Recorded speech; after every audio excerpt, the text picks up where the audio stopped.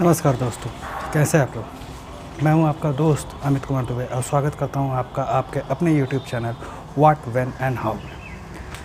आगे बढ़ने से पहले मेरी आप सभी लोगों से रिक्वेस्ट है कि अगर आप अभी तक आपने मेरे चैनल को सब्सक्राइब नहीं किया है तो प्लीज़ प्लीज़ प्लीज़ मेरे चैनल को सब्सक्राइब कर लें, साथ में बेल आइकॉन को भी प्रेस कर दें ताकि मेरे द्वारा बनाए हुए वीडियो की नोटिफिकेशन सबसे पहले मिले आपको। दोस्तों, आज हमारा जो टॉपिक है वो है DST। और उससे भी पहले मैं आपसे एक सवाल पूछना चाहता हूँ कि कैसा लगेगा आपको कि कल, यानी जो कल शनिवार बीता है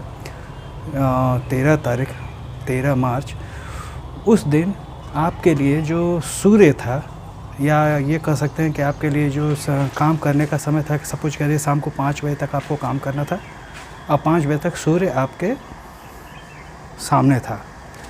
लेकिन आज इसे नियम बदल जाए कि क्या होता, नहीं आपको केवल 4 बजे तक ही काम करना है, दिन का समय 4 बजे तक हो गया है और रात का समय जो क्या होता 12 बजे था उसको बढ़ा के 1 बजे कर दिया गया हो, तो कैसा लगेगा।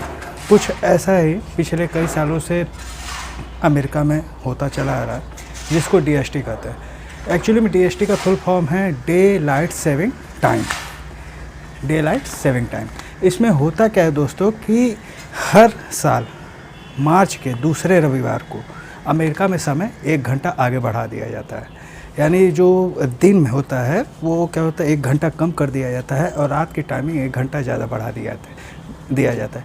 इसका सबसे मतलब ये प्रयोग इसलिए किया गया है ताकि जो सूर्य की रोशनी है उसका ज़्यादा से ज़्यादा उपयोग किया जा सके, ज़्यादा से ज़्यादा लोग उस चीज़ का उपयोग कर सकें। चाहे जैसे अगर आपकी ऑफिस की छुट्टी शाम को 4 बजे हो जाती है तो उसके बाद आपके पास अगर 7 बजे सूर्य डूबता है तो 3 घंटे आपके पास रहते हैं बाकी काम निपटाने के लिए, इधर उधर घूमने के लिए। और अमेरिका में तो ये काफ़ी वैल्यूएबल है, वैल्यू करती है ये चीज़ें। अच्छा, अब यहाँ पे ये बात करते हैं आखिर DST की ज़रूरत क्यों पड़ी। तो दोस्तों 19वीं सदी में मौसम बदलने से दिन की रोशनी का अधिकतम उपयोग, ये 19वीं सदी से ये शुरू हुआ है, दिन की रोशनी का अधिकतम उपयोग करने के लिए पूरे साल में समय की एकरूपता बनाए रखने के लिए, पूरे साल में समय की एकरूपता बनाए रखने के लिए हर साल मार्च के दूसरे रविवार को, ये केवल अमेरिका में और कुछ बाकी देशों में होता है, मार्च के दूसरे रविवार को समय जो है वो 1 घंटा बढ़ा दिया जाता है। और 1 घंटा इसको बढ़ा तो दिया जाता है, लेकिन भाई पूरे साल भर इसका क्या होता है, इसको समय को सामंजस्य बना के रखना है तो मार्च में इसको बढ़ा दिया जाता है और फिर नवंबर के पहले रविवार को उसे 1 घंटा पीछे भी कर दिया जाता है ताकि साल भर के समय में एकरूपता बनी रहे। और ये केवल गर्मियों के मौसम के लिए ही होता है, ऐसा कुछ और चीज़ इसके पीछे रीज़न नहीं है। ऐसा 2007 से अमेरिका में हो रहा है।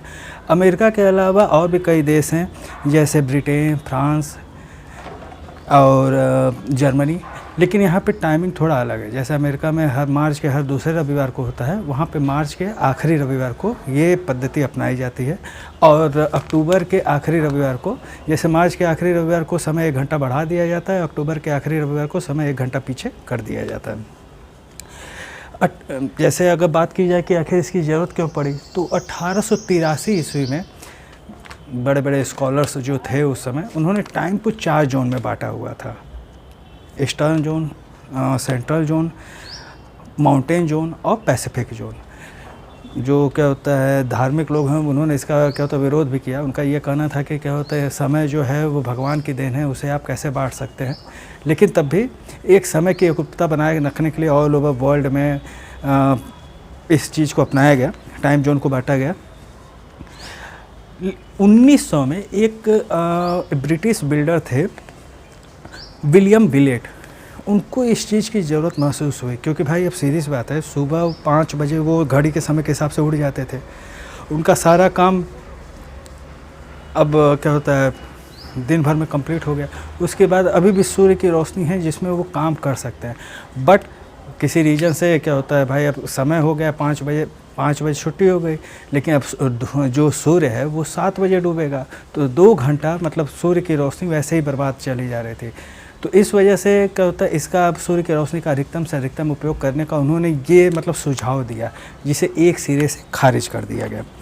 फिर उसके बाद 1916 में जर्मनी को इस चीज़ की ज़रूरत महसूस हुई। जर्मनी को लगा कि नहीं, ये ज़रूरी है इस चीज़ को करना, तो उसने इसको लेके एक नीति बनाई और फिर उसके बाद 1948 में अमेरिका ने इसको अपनाया।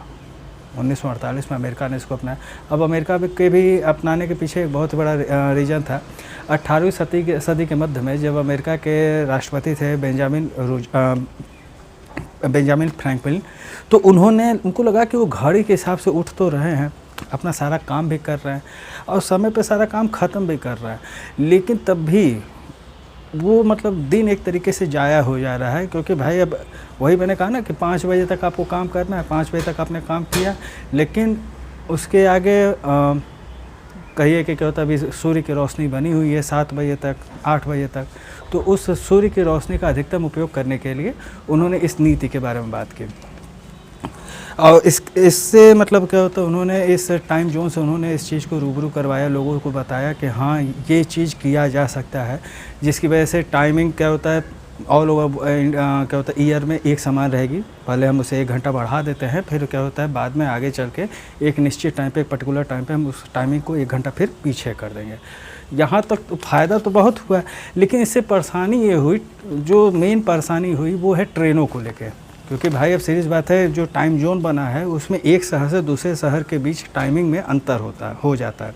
ये मोस्टली हर जगह होता है। नियर अबाउट एक क्या होता है कह सकते हैं आप, एक इक्वेटर पे 1 डिग्री इक्वेटर पे 15 मिनट का फासला हो जाता है, 15 मिनट की दूरी हो जाती है।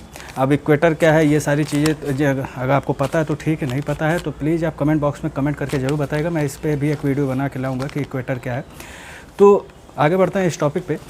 तो एक टाइम का फ़र्क पड़ जाता है, कहीं पे टाइम पीछे है, कहीं पे टाइम आगे है। इससे ट्रेन्स के क्या होता है, ट्रेन को क्या होता है ऑपरेट करने में काफ़ी प्रॉब्लम हुई, क्योंकि अब उनकी टाइमिंग गड़बड़ हो गई। अब ट्रेन की टाइमिंग है कि गोरखपुर से उसको लखनऊ 5:30 बजे पहुंचना है, लेकिन अब टाइमिंग इन गोरखपुर से लखनऊ के बीच में चेंज हुआ है। भाई यहाँ पे गोरखपुर से जब वो चला तो उसके हिसाब से मान लीजिए 4:30 बजे चला और उसको 5:30 बजे पहुँच जाना है लखनऊ। लेकिन अब यहाँ पे जो 4:30 था, तो इससे 15 मिनट आगे क्या होता है लखनऊ की टाइमिंग है, तो वहाँ पे तो क्या होता है 5:30 पे वो कभी पहुँच ही नहीं पाएगा, क्योंकि हर हाल में उसकी टाइमिंग वहाँ पहुँचने की 5:45 होगी, क्योंकि 15 मिनट वो आगे है। तो इस वजह से ये सारी प्रॉब्लम्स होती थी।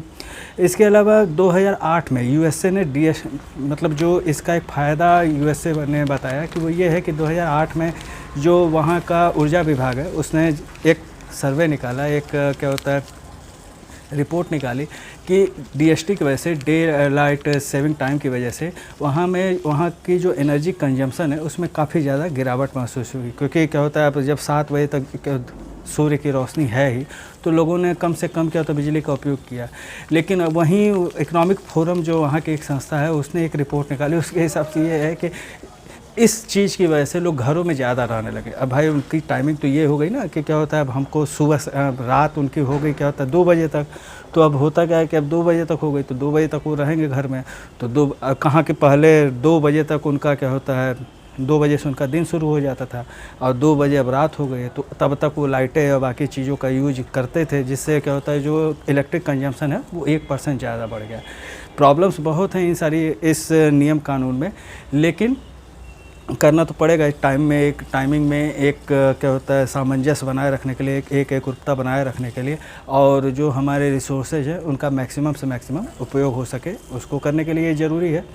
तो यही है DST, day light saving time, जो कि केवल अमेरिका, जर्मनी, फ्रांस और ब्रिटेन के द्वारा अपनाया जाता है।